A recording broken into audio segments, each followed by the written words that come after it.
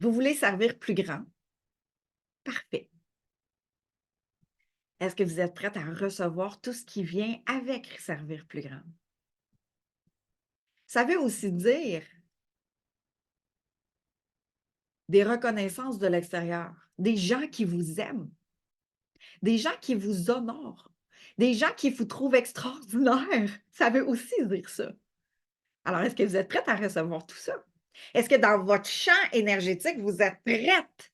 Vous êtes dans un vous tenez une fréquence de recevoir des compliments, de recevoir l'honorification de ces gens-là?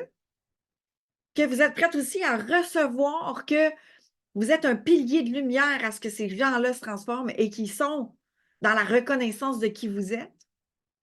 Et là, je vous parle du beau côté, là. Est-ce que vous êtes prête? Est-ce que vous êtes prête aussi à recevoir la critique? Est-ce que vous êtes prête à recevoir qu'il y a des gens que ça ne fera pas leur affaire? Est-ce que vous êtes prête aussi à recevoir qu'il y a des gens qui vont quitter vos processus parce que c'est trop pour eux? Est-ce que vous êtes prête à recevoir qu'il y a des gens que ça ne fonctionnera pas avec vous, qui vont dire non? Est-ce que vous êtes prête à recevoir le non? Est-ce que vous êtes prête à recevoir qu'il y a des gens qui vont parler dans votre dos, qu'il y a des gens qui vont critiquer, qu'il y a des gens qui vont est-ce que vous êtes suffisamment lumière pour vous? Est-ce que vous avez ouvert votre champ énergétique pour soutenir tout ça et ne pas être démoli,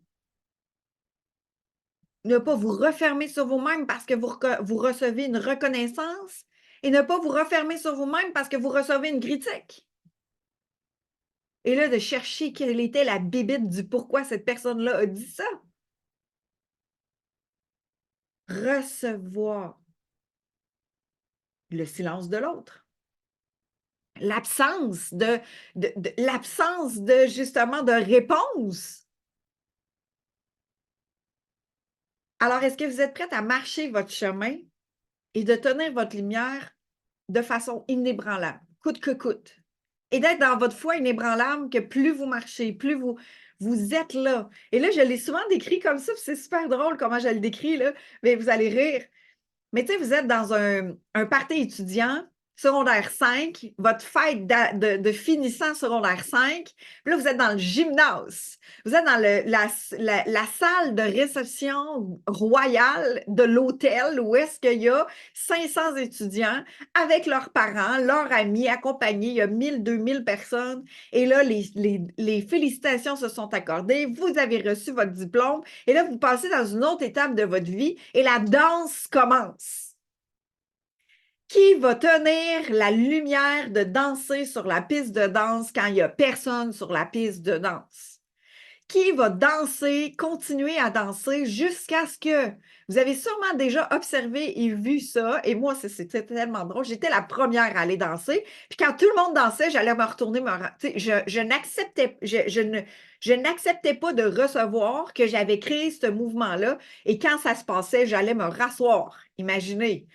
Donc, j'étais la première à aller sur la piste de danse et je dansais, je tenais ma lumière, je dansais. Et là, tout le monde pose des questions. Ah, c'est bizarre, c'est qui elle qui est sur la piste de danse, qui danse, puis là, elle est toute seule, puis voyons donc, puis là, il y a plein de commentaires, puis là, vous les entendez, vous les voyez, et là, vous, là, vous en mettez, et vous êtes dans votre énergie, puis là, vous mettez à être en mouvement, vous dansez, vous êtes toute seule, vous êtes toute seule, vous êtes toute seule, puis là, vous dansez, puis là, vous dansez. Et là, le DJ, il fait tout ce qu'il peut, là, lui, là, pour attirer la foule. Puis là, à un moment donné, il y a une personne qui vient vous rejoindre.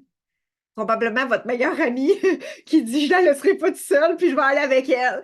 Puis à un moment donné, son ami de son ami vient. Puis là, un autre, puis là, un gars, puis là, une fille, puis là, un étranger, puis là, l'accompagnatrice de l'autre. Puis là, il y a un petit groupe qui vient de se former. Le mouvement se crée davantage. Et là, si vous continuez à tenir cette énergie-là, les 1000 personnes vont être ou presque sur la piste de danse. Mais qui tient sa lumière jusqu'à ce que la foule soit là? C'est vous ou pas? Est-ce que vous êtes la personne qui va suivre après qu'il y ait une personne qui ait fait le premier pas? Ou est-ce que vous êtes celle qui va tenir la lumière en premier? Et moi, je vous dis, le réflexe que j'avais, c'est quand que tout le mouvement était créé, moi, je me retirais. Moi, je m'enlevais de là.